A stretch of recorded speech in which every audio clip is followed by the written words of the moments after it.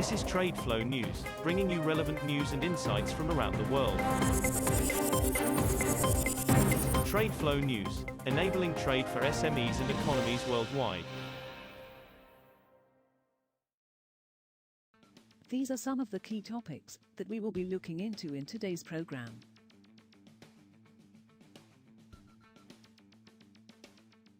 First, let's take a look at the overnight headlines which are impacting the commodity markets.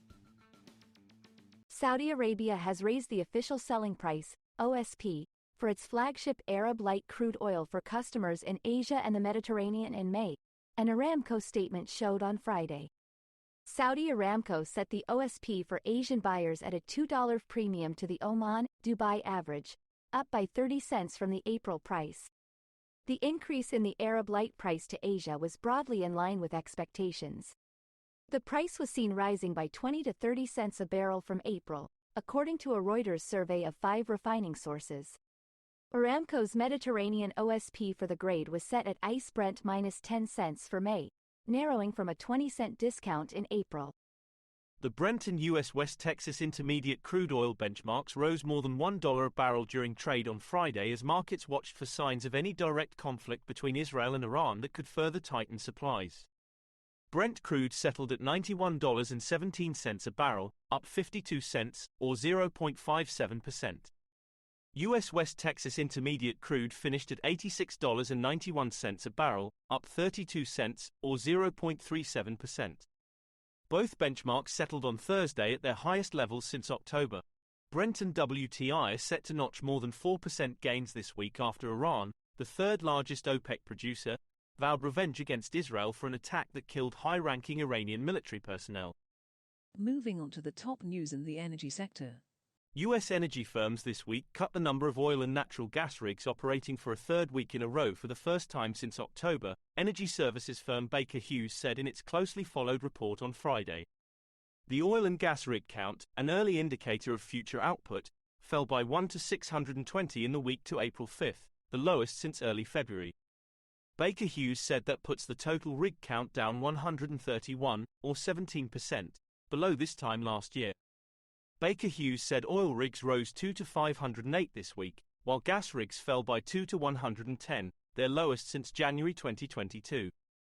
The Biden administration will release a preliminary climate model for its Sustainable Aviation Fuel (SAF) subsidy program in the coming weeks that is more restrictive than what the corn-based ethanol industry had expected. Two sources familiar with the matter told Reuters.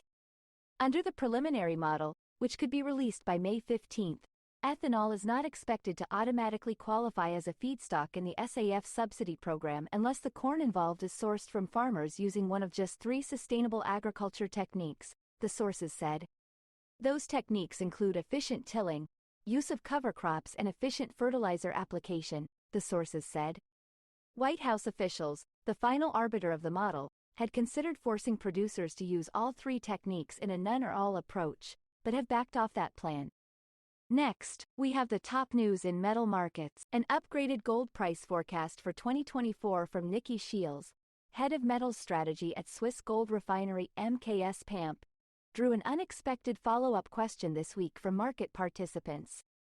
The enquiry was, will or can gold go cocoa? Cocoa prices have more than doubled since the start of 2024 due to poor harvests in Ivory Coast and Ghana. Meanwhile, spot gold, a much more global and liquid market, hit record highs on 5 previous trading sessions as investors jumped in looking for exposure to the metal used to preserve wealth. New European Union rules that will ban products made using forced labor have raised the prospect of concluding a deal on critical minerals with the United States, EU Trade Chief Valdis Dombrovskis said on Friday. Brussels has been keen to secure a deal with Washington that would allow critical minerals mined or processed in Europe to qualify for U.S. clean vehicle tax breaks under the Inflation Reduction Act.